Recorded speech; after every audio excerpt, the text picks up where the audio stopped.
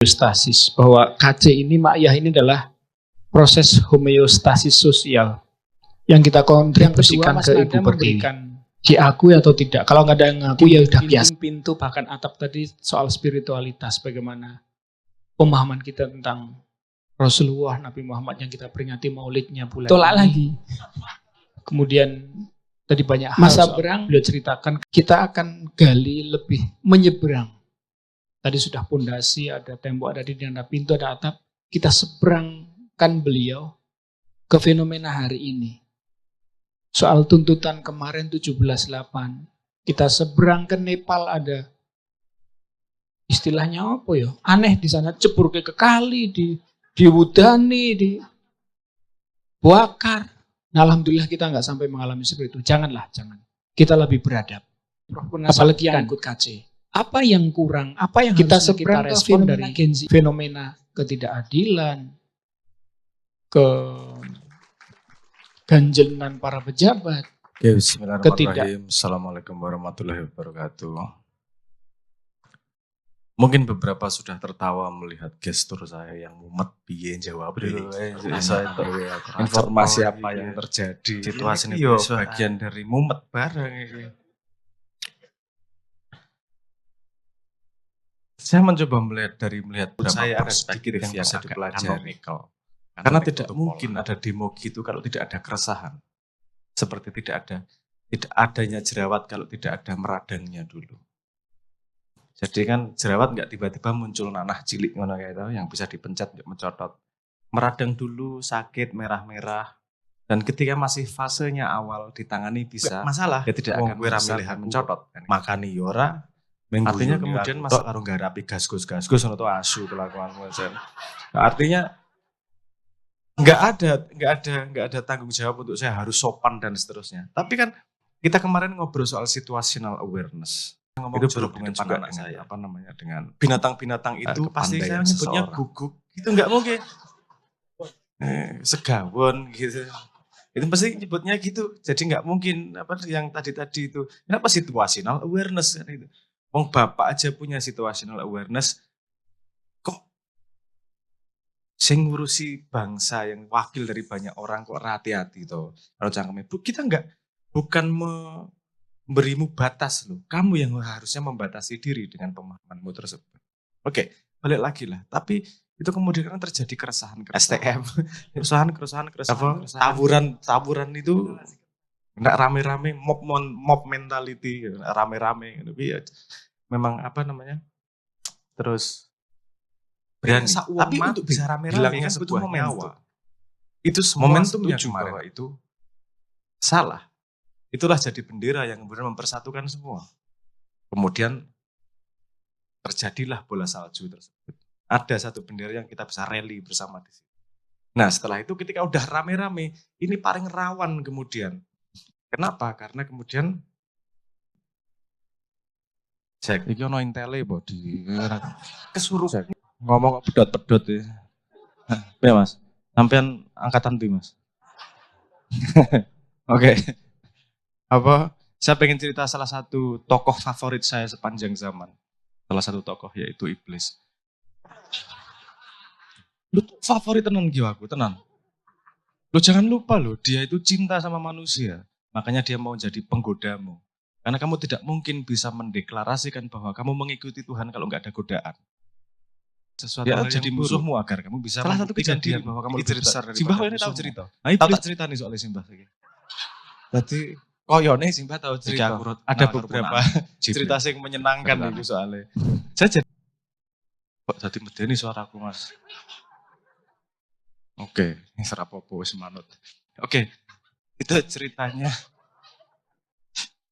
Cerita tentang saya teringat sebuah cerita bagaimana iblis.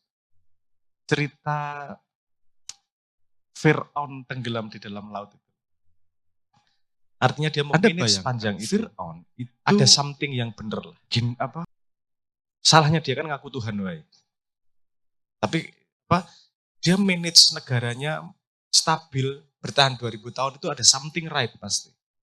Dan tentu saja bukan orang sembarangan yang bisa memimpin segitu lama itu. Pasti ada turunan ilmu dan pengetahuan yang dimiliki oleh para raja-rajanya. Jadi dari cerita yang saya dapatkan, itu ketika Nabi Musa membelah laut dan melewati laut, Fir'aun udah ngomong, jojo. Jadi terus yang di depan bahaya ini. Wes, Fir'aun ngomong, berhenti. Kalau dia langsung, mangkat, numpak jaran di liane yo, ayo. Wah, mangkat, dia ngarep dewe. Kan enggak itu, dia enggak mengganggu siapapun. Tapi dia berbuat sendiri naik kapal. Lainnya karena mob mentality, melu mangkat. Ini ceritanya yo, Simbah tahu tak ceritanya.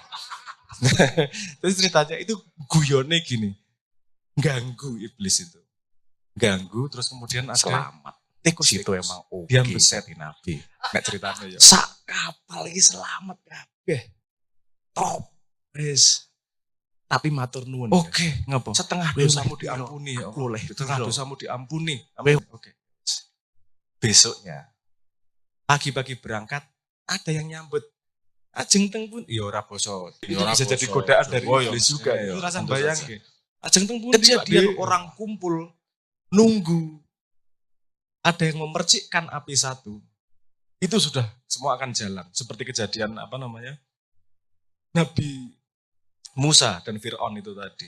Makanya saya ngomong, ketika udah kumpul ini akan mudah merasukinya. Tinggal Nah, kejadian rame segini banyak. Kejadian ribut-ribut segini banyak. Pasti ada trigger utamanya. Karena kalau sendirian, yo wedi lah sendirian.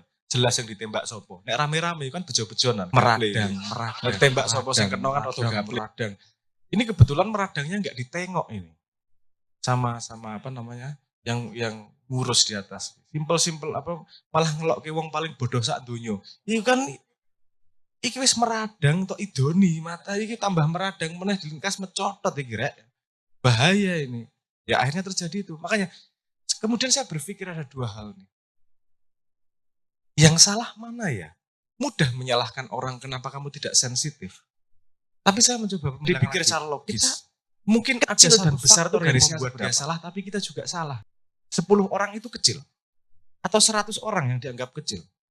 Atau 1000 orang yang dianggap kecil. No, sebagai masyarakat, sebagai pemimpin, 1 orang menderita aja. Kamu sudah harus ngelihat itu 1 orang, jangan ngomong kecil. Emang kalau kecil terus boleh diabaikan? Enggak kan? Cara pikir kita gimana? Karena mikirnya itu sebagian kecil, yang besar enggak komplain kok. Mungkin itu salah cara berpikir kita untuk memotret. Kesalahan kita adalah target terlalu tinggi yang tidak pernah pemerintah perdebatkan adalah bikin masyarakat pain, sakit, penderitaan. Itu podo. Wes, nek pain yo pain dah. Enggak ada yang berdebat, pain tuh kayak gini, enggak ada. Kalau yang tinggi itu diperdebatkan. Orang yang tinggi itu yang manfaatnya banyak. Oh enggak, yang paling dekat sama Tuhan. Oh enggak, yang paling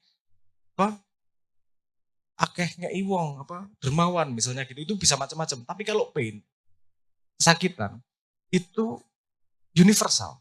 Kita semua tidak berdebat.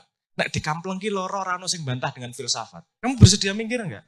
Wah, loro pedes. Oh, dengan enggak menurut stoik. Kenapa? Karena kamu menghilangkan pain dia agar pain dia hilang cepat sampai rumah sakit. Clear nih. Itunya, kausalitasnya jelas. Jadi bahasa pain ini menurut saya lebih akurat untuk memberi batas. Ini mindset ya. Karena dengan mindset yang benar kita jadi ukurannya jauh lebih benar nih.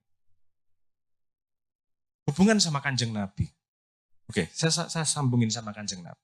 Gimana? Nah kalau Kanjeng Nabi ini menahan jangan sampai pesannya nangis.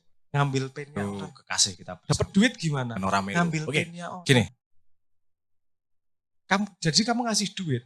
Itu juga jelas. Kamu ngasih duit kenapa? Karena dia ngambil penku.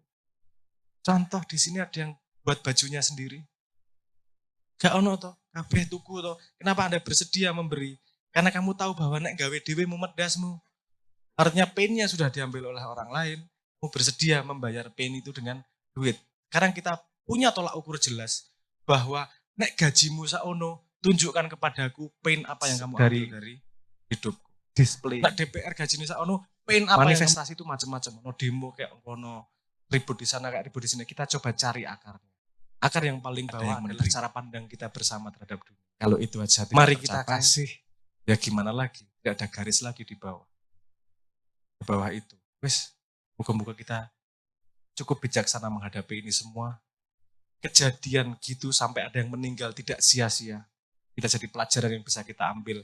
Karena cara mencintai mereka yang sudah meninggal adalah ngambil pelajarannya dan diabadikan dengan pelajaran itu dengan dilakukan dengan benar-benar. Semoga kita bisa ngambil pelajaran dari itu semua dan bisa menjadi manusia Indonesia yang lebih dewasa. Sekarang mari. Olah Fatihah yo jo yo wong